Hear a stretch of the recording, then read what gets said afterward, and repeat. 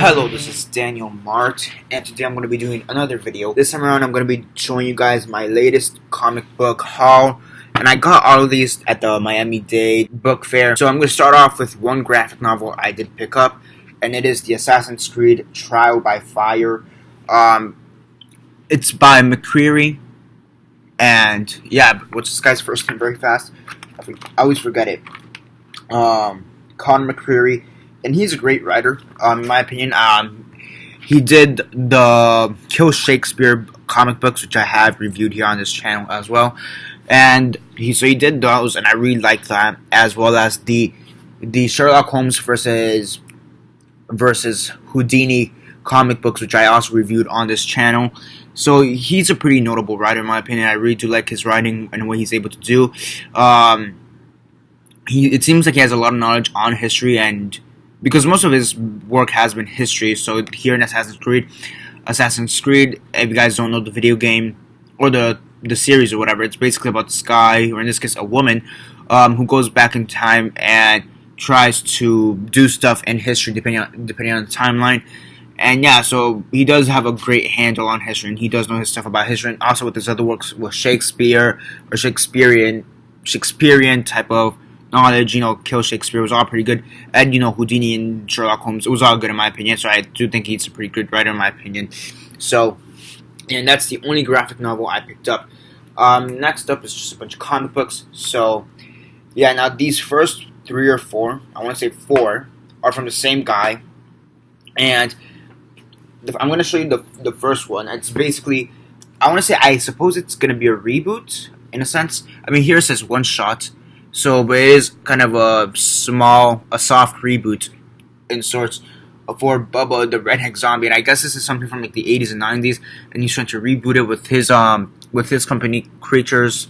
It's a one shot, and Bubba the Redneck Werewolf, and this actually had a movie, so it actually made a movie based off this. And I actually got the movie before Black Friday, but I never actually showed it during my Black Friday haul because I didn't have it with me at the time. So yeah, but apparently the movie is actually pretty good for a B-level movie. It is a B-level movie, obviously. So apparently it's good. So yeah, from what I hear, it's pretty cool. Werewolves. So yeah. So that's his first. So that's a one shot. And then obviously I got it signed right there. And then next to it, pretty funny. It's Tommy. It's basically just called Tommy, and it's about a killer rabbit. So I really like the first cover. So based on the cereal, Fruit Loop. No, not Fruit Loops. Not Lucky Charms, not Frosted Flakes. Oh, shit, I forget what cereal is it.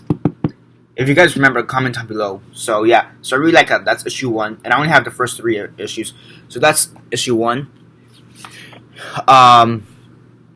Issue 2, which also kind of reminds me of Donnie Darko.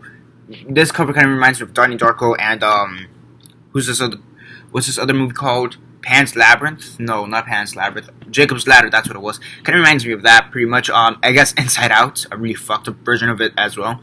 So yeah, and then I also have issue number 3, Master of Puppets, I suppose. I can't really come up with anything. He had one issue of it. He had one on display, which was of the Misfits, so the rabbits as the Misfits, which was pretty cool because I also had kind of like a Donnie Darko feel, but he wasn't selling that one, sadly, because he only had one copy left and he really wanted it, but I'm like, fuck it, whatever. But yeah, pretty cool in my opinion. So that is Tommy. Can't wait to read that because it looks interesting. So yeah, now on to the back issues. First off, Spawn number, what is this, 26, I want to say. Let me see. Yeah, Spawn number 26. I really like the Spawn books, to be honest, or at least how they look. I always read them inside, even though I have no idea what's going on half the time. But it is what it is. Next up, I got. Let's see. Are these all the same? Yeah. Next up, I picked up the New Teen Titans number 59 and number 64. Some pretty cool covers. Something I kind of noticed though is that they each have posters on the back. So this one has Tango and Cash, and this one has Bill and Ted's Excellent Adventures. That's pretty cool in my opinion. I don't know, I've never noticed that. That's pretty cool. If you guys, for those who don't know, I also collect posters. So when I first saw that, I wanted to rip out just the back page, just to hang it on my wall. But I'm like, nope, that's not right. Let me just leave it there. But now I want to check how many comics have a poster on the back. So that's just me. Next up, I picked up Batman Batman Superman, or Superman Batman number 22. Let me just see. Before I actually show it, let me see. It's Superman Batman number 22. The reason I picked it up is because it's a double Bizarro comic.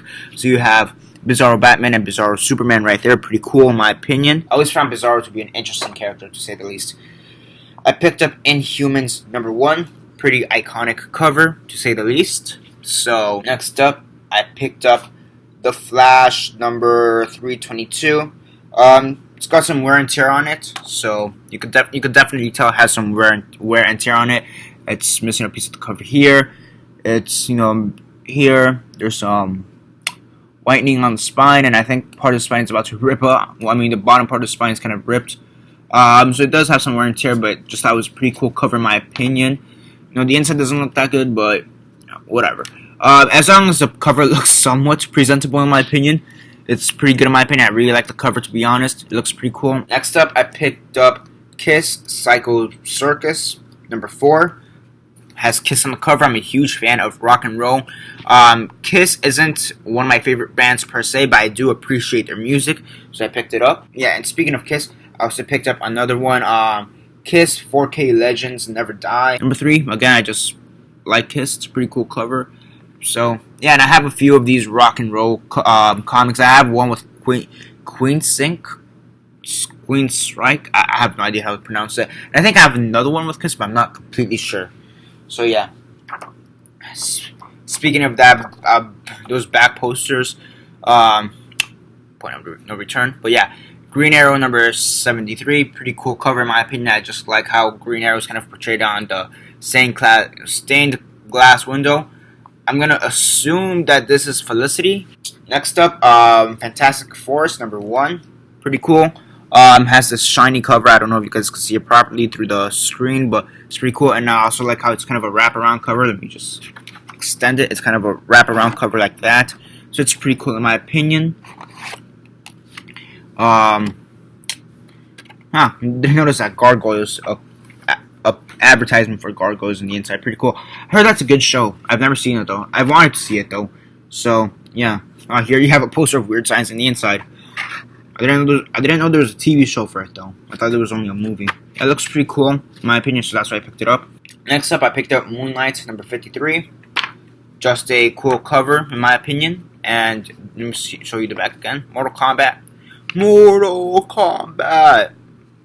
I don't play video games that much, so that's as much as I know. So Moon Knight, I don't think I have a Moon Knight book yet, so that's part of the reason I picked it up.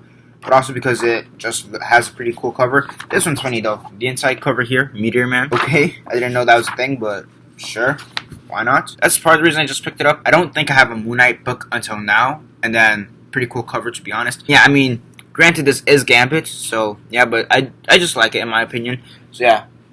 And last but not least, which I think is probably the best thing I got, aside from the Assassin's Creed and the Bubba and Tommy, I want to say. Aside from that, I mean, maybe the Inhumans was also pretty good, but aside from that, this is probably the best one. And this is a Jeff Johns cover of Justice League of America number 1. Pretty cool cover, Jeff Johns. Fantastic. Fantastic. Overall just great. I mean, just look at the artwork. You have Golden Age Flash, you have Hawkman. Who else do you have here?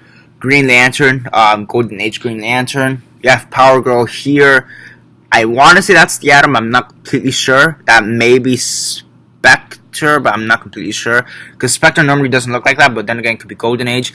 So yeah, I mean, overall, just some great one. This one looks fantastic, to be honest. I haven't really paid attention. So yeah, it's overall good. I'm assuming this is another version of the Flash. I'm assuming. So yeah. Overall, it's just an incredible cover, to say the least. Overall, looks good in my opinion. This is probably my favorite cover.